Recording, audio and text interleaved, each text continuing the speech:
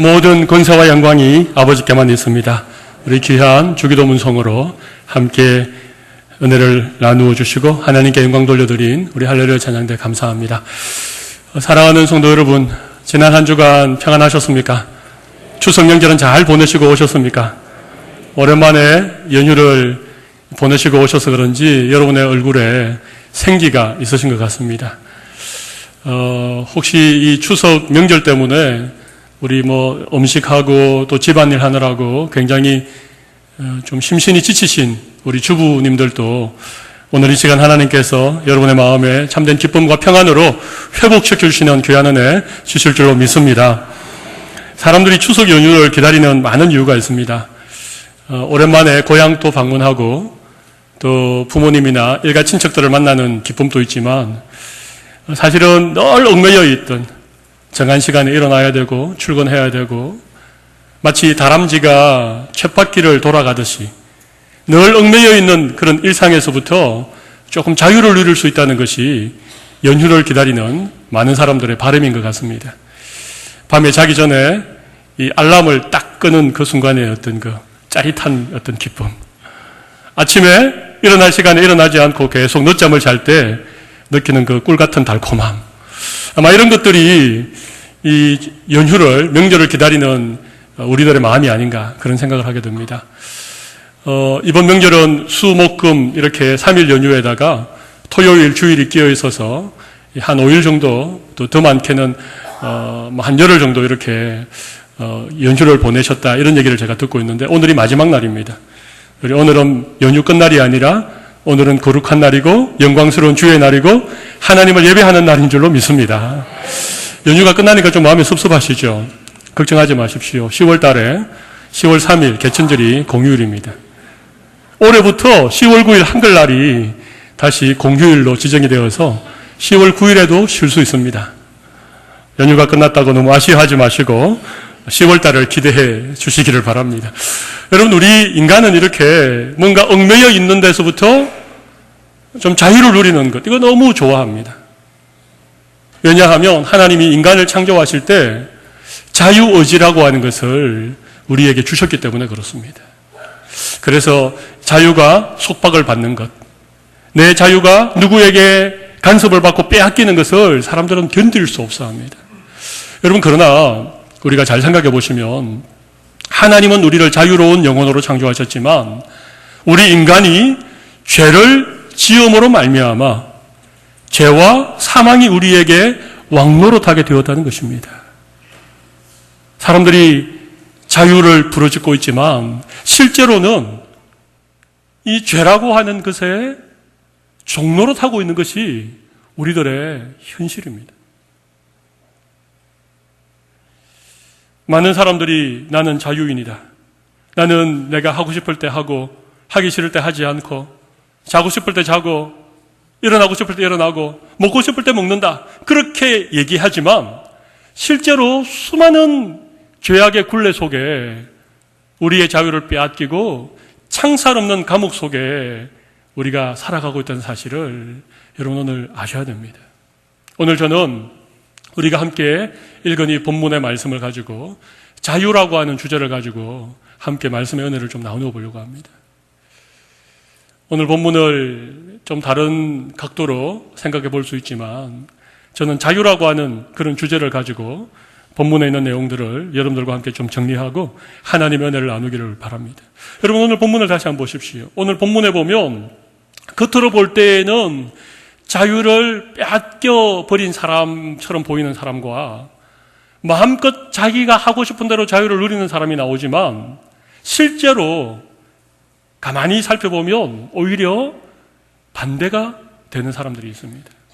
창살 없는 감옥에 갇혀서 사는 사람들이 있고 그 어떤 감옥으로도 가둘 수 없는 사람들이 나옵니다.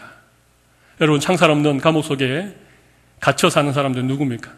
오늘 본문 17절에 보면 대제사장과 사두개인들, 여러분 그들의 마음속에 시기가 가득 찼다는 것입니다. 여러분, 오늘 이 대제사장과 사두개인들, 그들의 마음에 있는 이 시기심이 그들의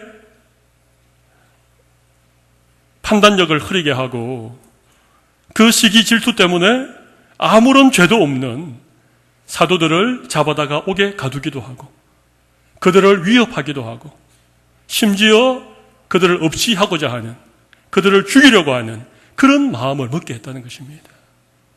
여러분, 시기심이 뭡니까? 한마디로 말하면 남 잘 되는 것을 견디지 못하는 마음, 이게 시기심입니다. 나보다도 더 인기가 있고 나보다도 더 대단하게 살아가는 사람들에 대하여서 우리가 가지는 마음, 이것이 시기심입니다. 사도들이 복음을 전하니까 수많은 사람들이 사도들에게 몰려와서 세례를 받고 예수 믿고 병자들이 고침을 받고 나면서부터 걷지 못했던 자가 40년 만에 일어나서 걷고 뛰는 이런 일들이 일어나게 되니까 자기들의 종교적인 기득권을 빼앗길 것 같고 자기들이 누렸던 그 인기와 자기들의 권력을 빼앗길 것 같은 이런 생각이 드니까 그들의 마음에 시기심이 가득하여서 사도들을 잡아다 옥에 가둔 것입니다. 그들을 죽이고자 했습니다. 죽이는 것이 여의치 않자 그들에게 채찍질을 때려서 다시는 예수님의 이름으로 말하지 못하게 하는 이런 일들을 스스럼 없이 자행하고 있는 이 제사장들과 사두개인들. 여러분, 이 사람들은 시기심이라고 하는 그런 감옥에 갇혀 있는 사람들입니다. 시기심의 노예가 되어 있는. 여러분, 가인과 아벨의 제사를 여러분 기억하실 것입니다. 가인도 제사를 드렸고 아벨도 제사를 드렸는데 하나님이 아벨의 제사만 받고 가인의 제사를 받지 않았습니다. 그 순간 가인의 마음속에 시기가 가득하여서 자기의 동생을 죽였습니다. 범죄한 아담의 후손으로 태어난 가인의 마음속에 이 시기심이 가득 차는 것은 이상한 게 아닙니다. 우리에게도 시기심이 있을 수 있습니다. 그러나 잘 들으십시오. 이 시기심이 우리에게 일어나는 것을 우리가 그냥 내버려 두면 오늘 본문에도 보십시오. 17절에 보면 마음의 시기가 어떻게 되었습니까? 가득하여졌다는 것입니다. 시기심이 일어나는 것은 죄된 우리의 어쩔 수 없는 본성이라고 할지라도 그것을 내버려 두고 그것이 우리의 마음에 가득 차도록 하게 되어지면 결국은 시기심이 우리를 감옥 속에 가두어 버린다는 것입니다. 그래서 이 제사장과 사두개인들은 시기심의 노예가 되어졌습니다. 여러분, 이들과 함께 시기심 때문에 일생을 창살 없는 감옥에 지냈던 사람들이 있죠. 우리가 잘 아는 사울 왕, 이스라엘의 초대 왕이었던 사울. 이 사울은 대단한 사람이었습니다. 그러나 장차 그의 사회가 될 다윗이 골리앗을 쓰러뜨리자 여인들이 불렀던 그 노래 가락 한 가락 때문에 사울이 죽인 자는 천천히요 다윗은 만만히로다. 그 여인들의 노래 소리를 듣는 순간 이 사울의 마음에 시기가 불일 듯이 일어나서 그 시기심의 포로가 되어주고 그 시기심의 노예가 되어줘서 사울의 남은 인생이 얼마나 처참했습니까?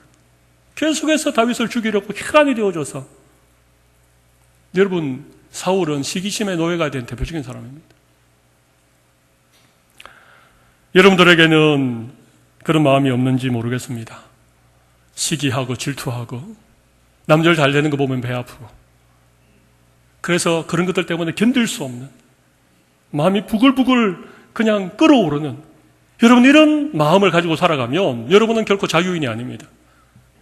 창살은 없지만 창살 없는 감옥 속에 매여 있는 자들이라고 말씀을 드릴 수 있습니다. 우리의 온갖 세상적인 욕심, 명예욕, 권력욕, 물질 욕심, 이런 것들이 우리의 마음을 사로잡으면 우리가 그 욕심의 종노릇을 하게 되는 것입니다. 출세와 성공과 그런 것들이 우리 인생을 사로잡기 시작하면 여러분, 우리가 거기에 노예가 되는 것입니다. 어떤 사람들은 어떤 이 정부나 권력에 반대해서 이 다른 의견들을 막 이렇게 주장하고 마치 그것이 자기의 어떤 권리인 양, 그것이 참된 자유인 양 그렇게 부르짖지만 여러분, 그런 사람들은요 어떤 철학이나 이데올로기에 사로잡혀 있는 자들입니다. 그의 머릿속을 가득 채우고 있는 어떤 사상이나 이데올로기가 그 사람을 노예로 만들고 있는 것입니다. 본인은 모릅니다. 본인은 참된 자유를 부르짖고 있다고 얘기하지만 실제로는 그런 철학과 이데올로기 사상의 노예가 되어 있는 것입니다. 여러분, 결국은 우리 모두가 죄의 종로로 사는 것입니다. 죄가 우리의 마음에 다양한 욕심과 다양한 시기심과 다양한 것들을 가지고 우리를 창살 없는 감옥 속에 가두고 있다는 것입니다. 여러분, 오늘 본문 17절에 이 대제사장과 사두개인은 이런 시기심의 노예가 된 사람입니다. 여러분, 26절을 한번 보십시오. 26절에 보면 사도들이 옥에서 풀려나서 새벽에 성전에서 이렇게 예수님을 전하고 있다는 소식을 듣자 이 병사들을 보내어서, 성전 맡은 병사들을 보내어서 사도들 잡아오게 만듭니다. 그런데 26절 보면 성전 맡은 자가 부하들과 같이 가서 그들을 잡아와서나 강제로 못하면 백성들이 돌로 칠까 두려워함이더라. 이들이 두려워했던 게 뭡니까? 백성들이 돌로 치러 가는 것입니다. 이들이 강제로 사도들을 잡아오지 못한 이유는 사람들의 눈이 무서웠어입니다. 여러분, 사람들의 눈을 의식하는 사람들이 있습니다. 사람들이 뭐라 그럴까? 사람들의 평가가 뭘까? 사람들이 나를 어떻게 생각할까? 여러분, 이것이 늘 그냥 신경 쓰이고 늘 그것 때문에 우리의 인생에 참된 자유가 없는 사람들도 저는 많이 있다고 생각합니다. 여러분, 그렇지 않습니까? 이런 사람들을 우리 예수님은 외식하는 사람이라고 그랬습니다. 바리새인들이 대표적인 사람이죠. 외식이라고 하는 게 뭡니까? 사람들의 눈을 의식하는 것입니다. 그래서 자기의 마음에는 생각이 다른데 겉으로는 전혀 그렇지 않은 척 행동하는 이것을 외식이라고 그럽니다. 하나님은 우리의 중심을 보십니다. 그러나 사람은 우리의 마음을 볼 수 없습니다. 우리의 겉모양을 봅니다. 그래서 사람에게 보이려고 하는 것이 외식입니다. 여러분이 외식이라고 하는 창살 없는 감옥이 우리를 종로로 타게 할 수 있다는 것입니다. 물론 세상 살아가면서 여러 사람들과 더불어 우리 인생을 살아가면서 사람들을 전혀 의식하지 않는다. 그건 불가능한 것입니다만은 지나치게 사람들의 눈을 의식하고 사람들의 평가를 의식하고 사람들에게 칭찬받는 것이 인생의 목적이 되고, 여러분, 이런 것들이 우리의 마음속에 있을 때에 여러분, 우리의 참된 자유는 빼앗겨버리고 우리는 창살 없는 감옥 속에 갇혀서 살아가게 된다는 것입니다. 오늘 본문에는 한 두 가지, 시기심이라든지 어떤 사람들의 어떤 평가나 눈에 대하여서 자유를 빼앗긴 사람들이 나타나지만, 여러분, 실제로 우리도 참 많은 것들로부터 우리의 참된 자유를 빼앗기고 구속받고 있는 것이 많이 있습니다. 이 모든 것들을 한마디로 말하면 우리가 다 죄의 종로로 살 수밖에 없다는 것입니다. 그런데 오늘 본문에 보면 아무리 가두어도 가둘 수 없었던 사람들이 나타납니다. 그들이 누굽니까? 오늘 본문 18절에 보십시오. 사도들을 잡아다가 옥에 가두었더니 주의 사자가 밤에 옥문을 열고 끌어내어 이르되. 옥에 가두었는데 가둘 수가 없는 사람들이 있습니다. 사도들입니다. 복음을 전하는 자들입니다. 여러분, 이들을 옥에 가두기도 하고 매를 때리기도 하고 온갖 위협과 협박으로 그들에게 복음을 전하지 못하게 해도 이들은 계속해서 복음을 전하고 기쁨으로 핍박받는 것을 즐거워하는, 여러분, 이런 이유가 어디에 있겠습니까?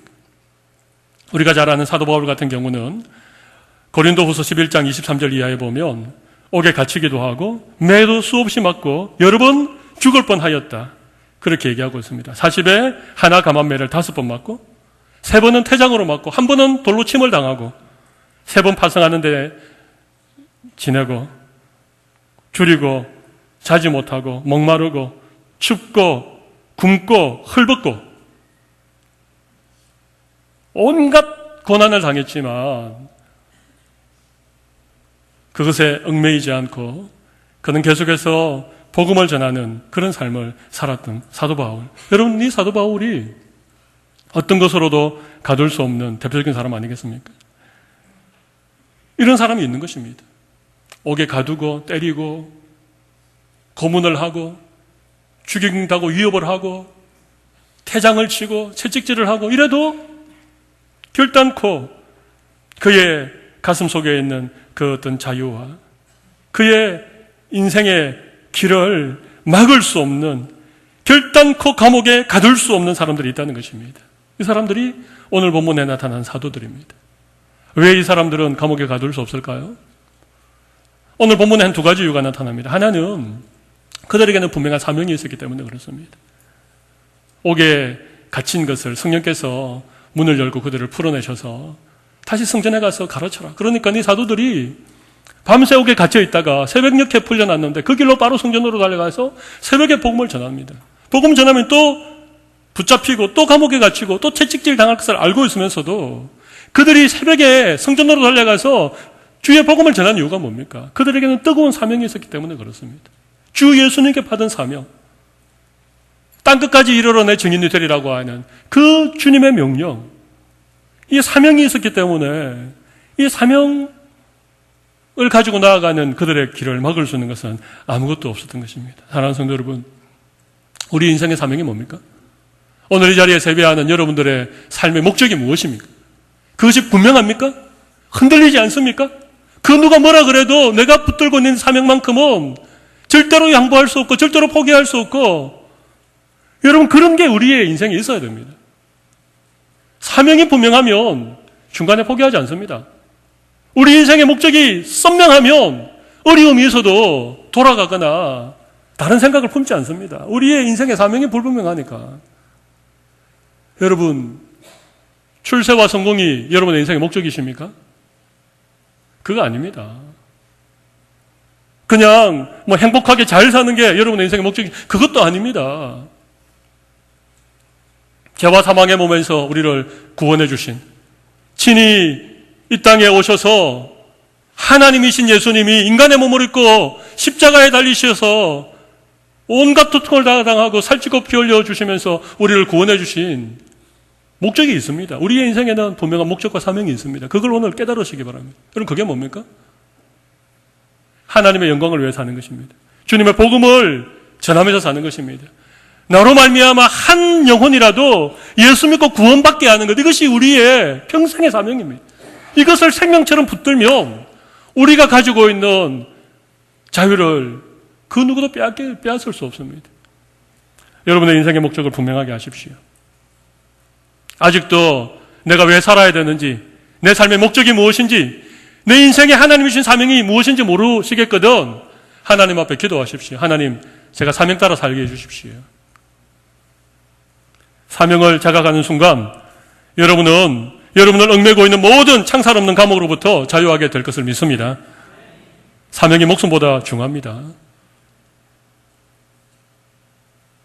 우리의 생명이 있는 한 하나님의 사명을 기억하고 사명 따라 살아가실 수 있는 여러분들이 되십시오. 한 번뿐인 인생 속히 지나가리라.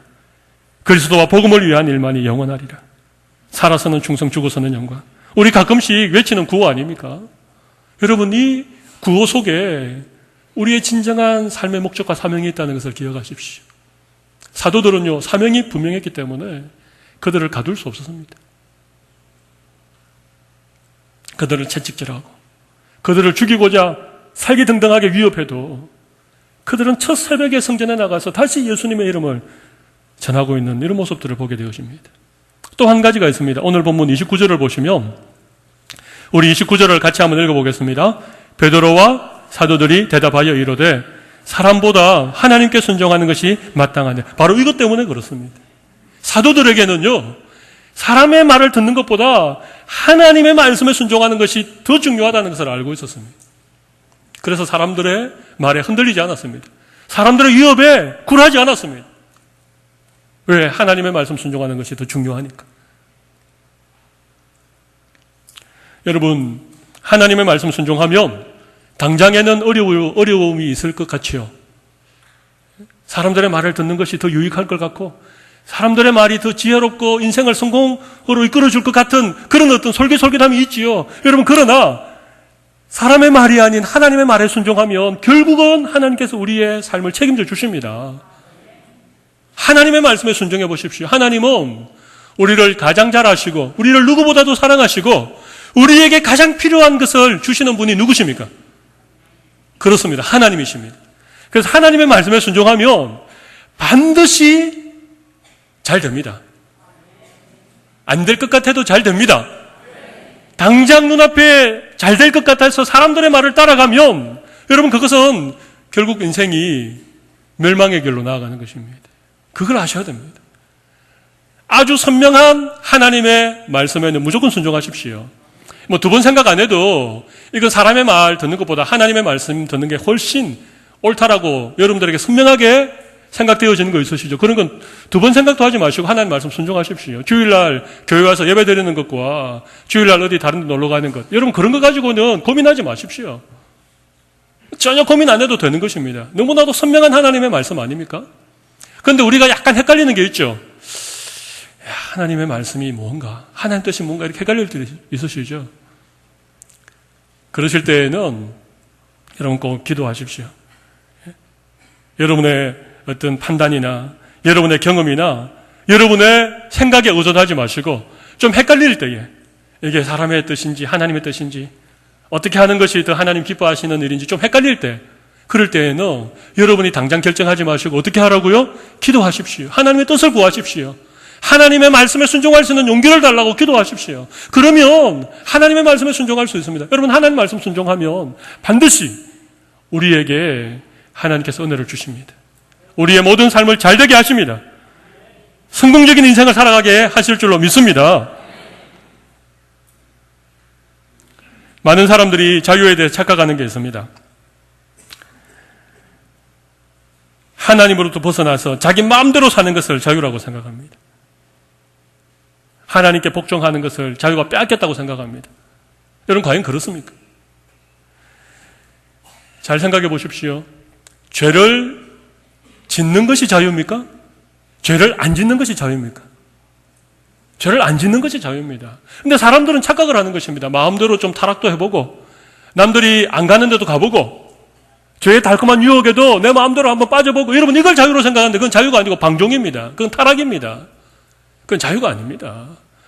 여러분 모르셨지요? 죄가 우리를 종노릇하게 하는 것입니다.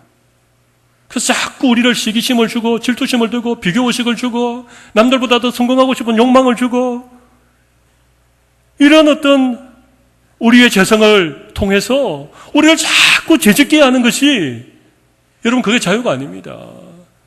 그래서 막 아무 말이나 마음대로 막 하고 성도 내고 다른 사람 괴롭히고 운전도 마음대로 하고 막 그러면서 나는 자유롭다. 여러분 그게 자유입니까?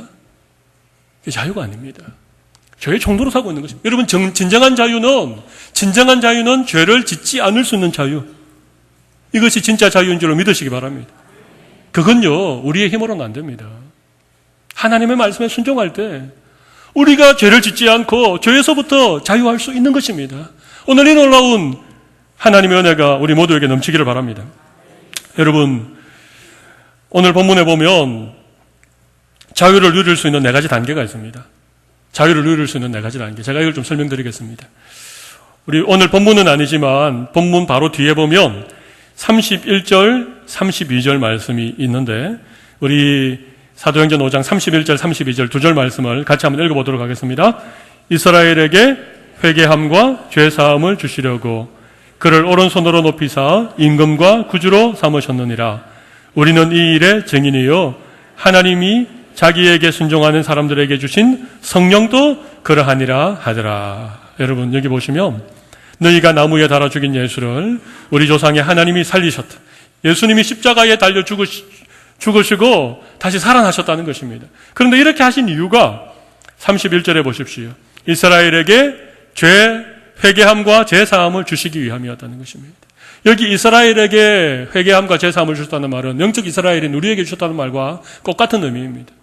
왜 예수님이 십자가에 달려 죽었습니까? 우리에게 회개함과 제사함을 주셨다는 거예요. 죄의 종로로 타고 있는 우리를 위해서 죄값을 대신 치루어 주시고 우리가 회개할 때 우리에게 죄 사함의 은혜를 주셨다는 것입니다. 죄로부터 우리를 구원해 주셨다는 것입니다. 할렐루야. 여러분 우리가 자유하게 되는 첫 번째 단계는요 바로 우리가 회개함으로 말미암아 죄 사함의 은혜를 받는 것입니다. 여러분 죄가 우리에게 있으면 그 죄가 우리를 조종합니다. 우리에게 회개하지 않는 죄가 여전히 있으면 죄가 우리를 왕노릇합니다. 우리는 죄의 종노릇하게 되는 것입니다. 그래서 우리가 참된 자유를 누리는 첫 번째 단계는 회개함으로 죄 사함을 받아야 됩니다. 아멘. 두 번째는 31절 조금 더 읽어가다 보면 그를 오른손으로 높이서 임금과 구주로 삼으셨다. 그 말씀 나오죠. 임금과 구주로 삼으셨다는 것입니다. 예수님이 우리의 임금과 구주가 되셨다는 것입니다. 여러분, 임금은 뭡니까? 왕입니다. 왕. 구주는 뭡니까? 우리의 구원자가 되신다. 그런 의미입니다. 여러분, 우리가 진정한 자유를 누리려면 예수님을 왕으로 모셔야 됩니다. 예수님이 내 삶의 임금이 되셔야 됩니다. 예수님이 내 인생의 주인이 되셔야 됩니다. 내가 내 삶의 주인이 되면 우리는 죄의 종로로 살 수밖에 없습니다. 세상의 가치관을 따라가고 세상 사람들과 끊임없는 시기와 질투와 경쟁과 비교의식 속에서 우리는 세상의 종로로 살게 됩니다. 그러나 우리가 회개하고 죄사함을 받고 예수님을 나의 구주와 내 삶의 주인으로, 임금으로 우리가 모시면 그때부터 우리가 참 자유를 누리게 될 줄로 믿습니다. 이게 두 번째 단계입니다. 첫 번째 단계는 회개하고 죄사함을 받는 것입니다. 두 번째 단계는 뭡니까? 우리 예수님을 내 임금과 내 구주로 모시는 것입니다. 이 말은 예수님이 내 삶의 주인이 되시는 것입니다. 오늘 여러분의 인생의 왕자에 예수님을 다시 모시기를 바랍니다. 이런 결단이 필요합니다. 세 번째는 32절 말씀을 보시면 거기에 하나님이 자기에게 순종하는 사람들에게 무엇을 주셨습니까? 성령님을 주셨습니다. 할렐루야. 여러분, 우리가 회개하고 죄사함 받고 예수님을 내 인생의 구주와 주인으로 고백하면 하나님께서 우리를 순종할 수 있도록 성령님을 보내주신다는 것입니다. 할렐루야. 우리의 힘으로는 순종할 수 없어요. 우리는 원래 불순종의 자식들이었습니다. 우리는 죄의 종로로 사는 사람들이었습니다. 내 욕심과 내 이기심과 그런 것들로 살아가던 자들이었는데 우리가 죄사함 받고 예수님을 구주로 영접하는 순간 성령님을 우리에게 보내주셔서 우리를 하나님의 말씀에 순종할 수 있는 사람으로 변화시켜 주실 줄로 믿습니다. 여러분, 우리 안에 계신 성령님을 믿으십시오. 우리 안에 계신 성령님을 의지하십시오. 성령님에게 계속해서 기도하고 계속해서 하나님의 뜻을 분별하고 하나님의 말씀에 순종할 수 있는 사람 되게 해달라고 성령님을 의지할 때마다 성령께서 우리를 하나님의 말씀에 순종하는 참된 자유자로 변화시켜 주실 줄로 믿습니다. 41절 말씀을 한번 보도록 하겠습니다. 41절 같이 한번 읽어보겠습니다. 사도들은 그 이름을 위하여 능력받는 일에 합당한 자로 여기심을 기뻐하면서 공의 앞을 떠나니라. 여러분, 참된 자유를 누리는 마지막 단계, 첫 번째 단계는 회개하고 죄사함 받는 것, 두 번째 단계는 예수님을 구주와 임금으로, 주인으로 영접하는 것, 세 번째 단계는 성령님을 모심으로 우리 순종하는 것, 네 번째는 뭡니까? 예수님을 전하다가 능력을 받고 그것 때문에 우리가 절망하거나 포기하거나 좌절하지 않고 오히려 예수님의 이름을 전하는 것 때문에 능력받는 것을 우리가 기뻐하는 여러분, 이런 단계에 나아가는 것이 여러분 참된 자유입니다. 여러분, 예수님의 이름을 전하다가 여러분 좀 어려움을 당해보셨습니까? 하나님의 말씀 순종하다가 핍박을 좀 겪어보셨습니까? 예수 잘 믿으려고 하다가 여러분 좀 따돌림을 당해보셨거나 경제적인 손실을 좀 겪어보셨거나 여러분, 이런 일이 여러분 혹 있는지 모르겠습니다. 근데 그것이 두려워서 적당하게 타협하고 그것이 겁이 나서 또다시 내 욕심을 따라서 살아갔다면 여러분 아직 여러분 완전한 자유를 누리는 것이 아닙니다. 예수님을 전하다가 능력받는 일을 기쁨으로 여기는 이 단계가 마지막 단계입니다. 그 기쁨을 맛보아야 진정한 의미로 우리는 자유를 누리게 되는 것입니다. 그 기쁨을 맛보실 수 있는 여러분들이 되시기를 바랍니다. 예수님 때문에 능력받는 것, 여러분 그것이 이 세상에서는 줄 수 없는 하나님만이 주실 수 있는 참된 기쁨입니다. 여러분 이번에 믿지 않는 그런 시대에 제사도 있고 참 신앙을 핍박하는 그런 곳에 여러분 가셨다가 혹시나 여러분 어려움을 겪었습니까? 여러분의 시어머니한테 욕 태바지게 들었습니까?